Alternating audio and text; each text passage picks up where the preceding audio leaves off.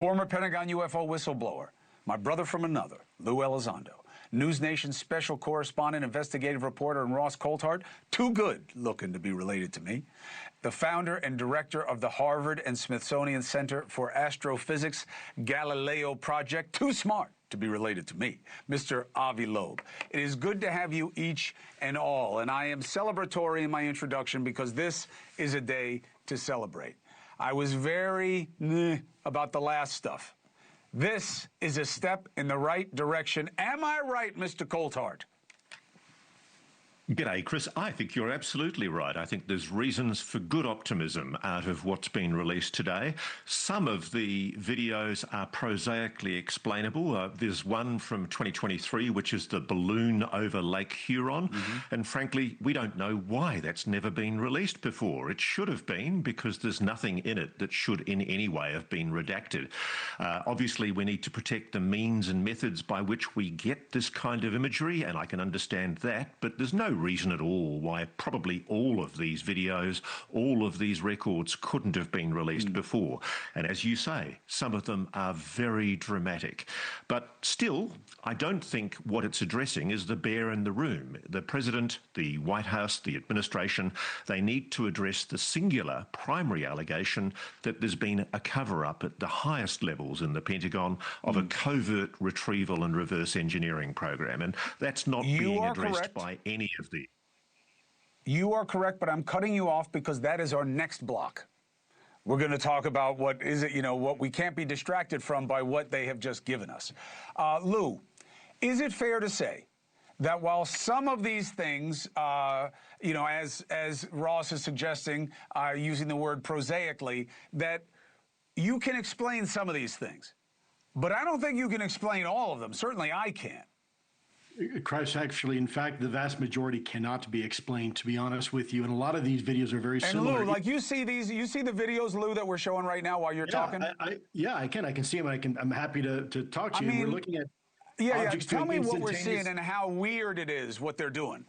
Yeah, these are videos that are very similar, eerily similar to the videos we had at the Pentagon when I was an ATIP in the Pentagon's UFO program.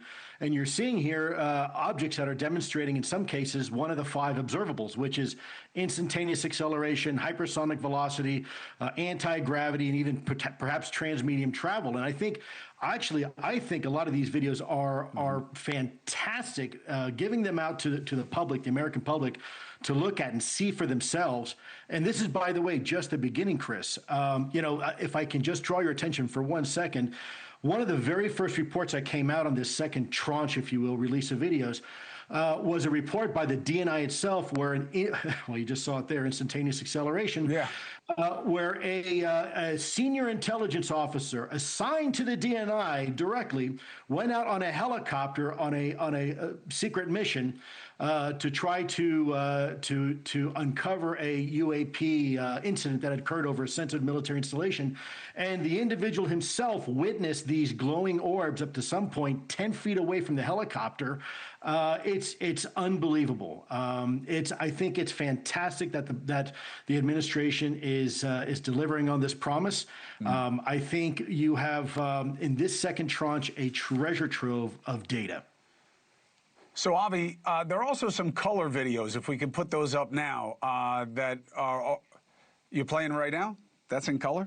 All right, I'll take it. Maybe it's just my monitor. But, Avi, what is the significance of these that are newer and more modern technology and what they show? What does that confirm, and what does it raise as a new question?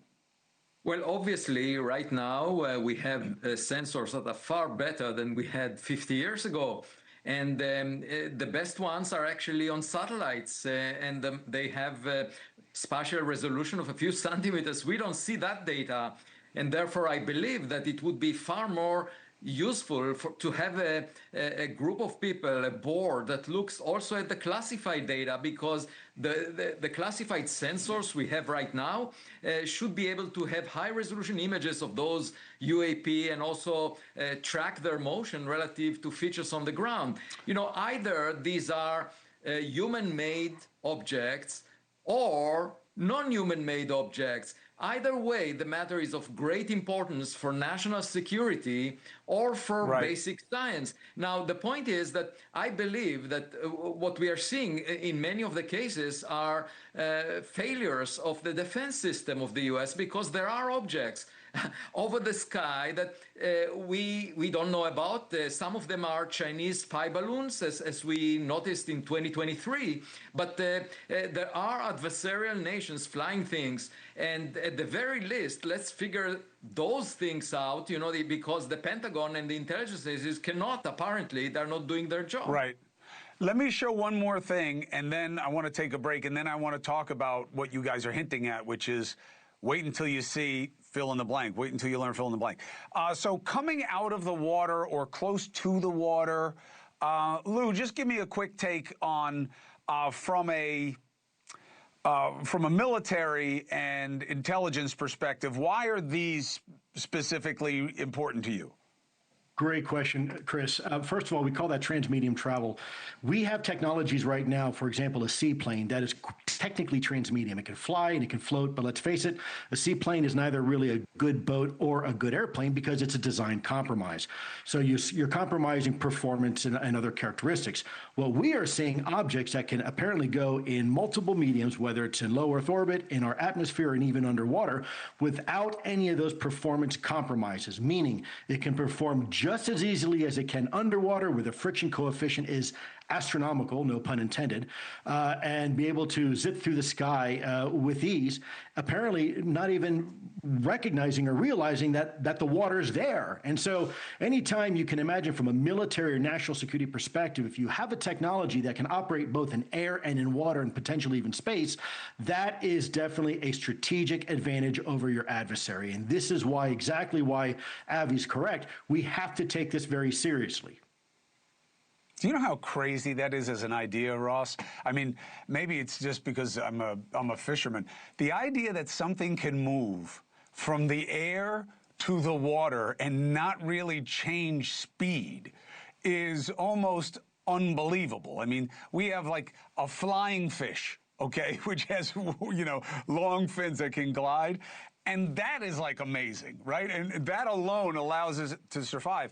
So in terms of what we're seeing, and like this saucer one too is another one that really needs explanation.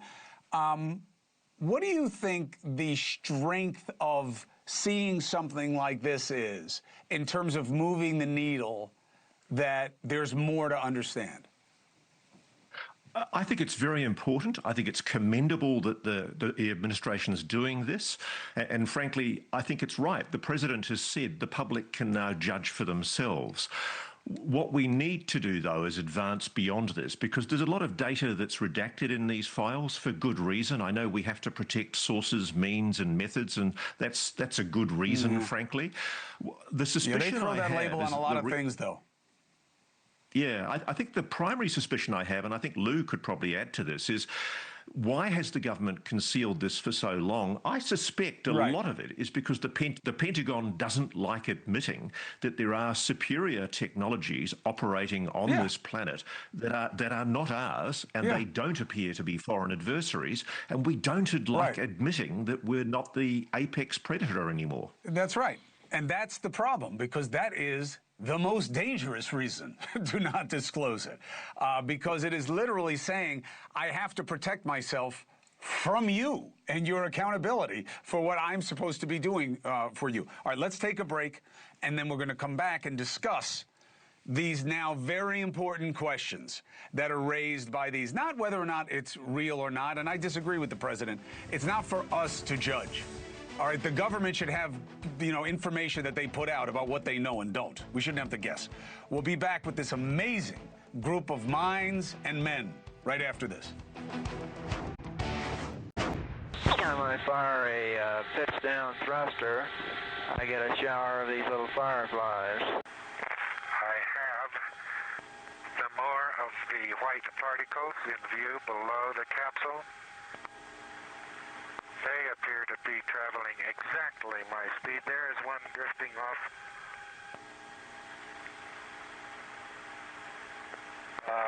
It's going faster than I am, as a matter of fact. Their motion is random.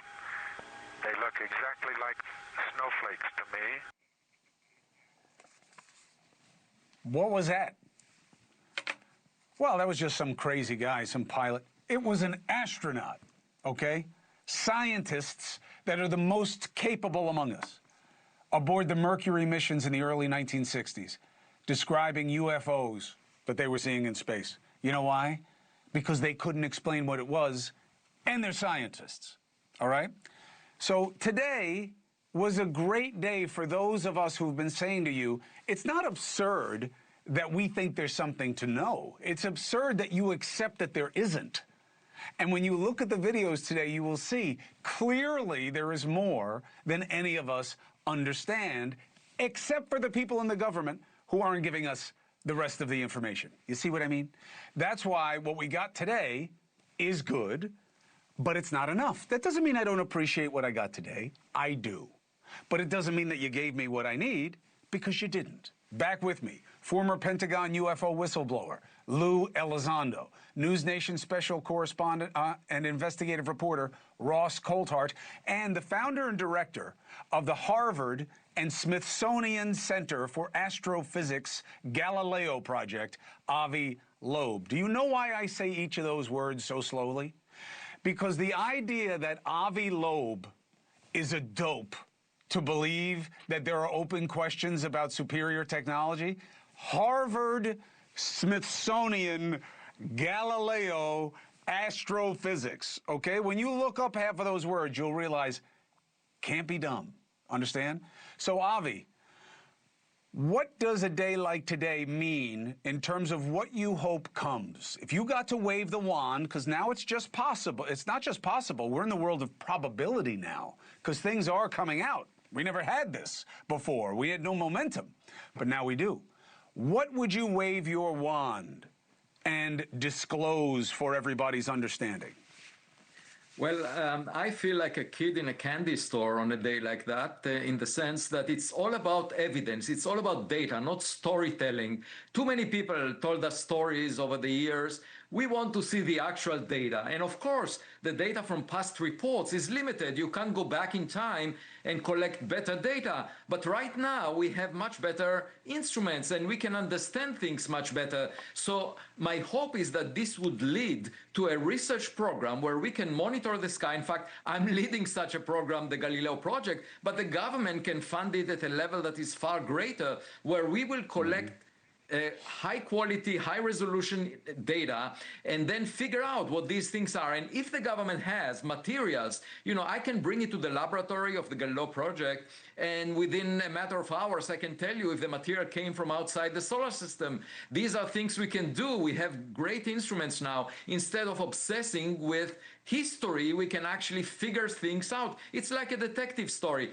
Now, with respect to what you said about the astronauts, I should caution that Scott Carpenter, who talked about these fireflies, you know, it looks like the actual reason for that, the phenomena, was simply ice particle or frost that has condensed from the spacecraft cooling system onto the exterior of the capsule. Nothing important there.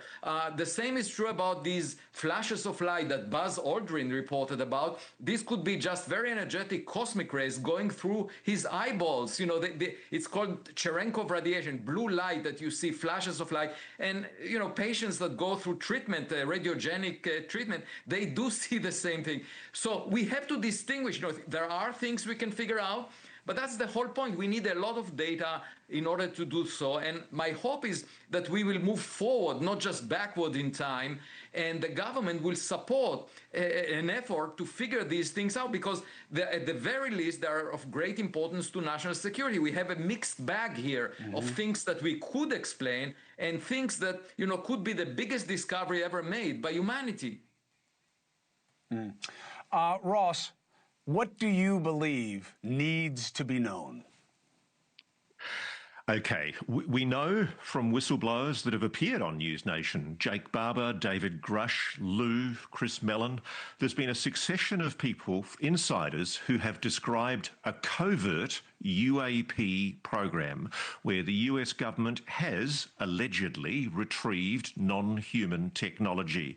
Multiple people have said this now, and the government has never directly addressed the claim. It's avoided it, and to a large extent what we're seeing here with this commendable release is, I think, almost a distraction, because the bear in the room is the central question. Is the government, is President Trump going to give us the full banana?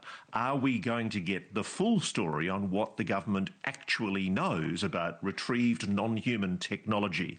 I think that's the real story, and I'm sure Lou feels the same way. Well, I don't know about that give us the whole banana line. I don't know that Lou was going to use that line, Ross. I'll tell you that right now. I don't think he was going to say that. But Lou, when you look at the universe, pun intended, of what you know and suspect that I don't know and can't know from you, what would you want to come out as a category? Obviously, I don't want you to betray a confidence. No, of course. I do still maintain a security clearance, so I have to be very careful. I know. I think Ross is correct. I think we need to look at what lengths the U.S. government in the past has taken to suppress this information. We just had a whistleblower where video came out last week where this individual had admitted, for the record, to Congress that elements of the CIA were secretly recording out of the ODNI conversations between the ODNI DIG, the investigative body set up by Tulsi Gabbard, and whistleblowers. Now, think about that for a second, Chris. Think about somebody in the government making a unilateral decision without a FISA warrant to collect information on U.S. persons. Let that resonate for a minute. You had somebody from the CIA, a senior CIA official, testify, for the record, under oath, that actually happened. People like myself and others who were illegally recorded to find out, what are we going to say? Hence the slush fund. Lou, thank you very much. I appreciate your insight in this. We need to know more, and the more that happens, I think it's good on so many levels. Satisfies the scientist like Avi, satisfies the investigative reporter like Ross, but for guys like you, there's validation of the work that you did. And for guys like me, it restores this much more universal, again, pun intended, respect for government and trusting an institution, which we need in America right now more than at any other point in my life. So, gentlemen, thank you for being part of this process. Thank you for watching. Subscribe below and download our NewsNation app right now on your phone, and you will get fact-based, unbiased news for all Americans.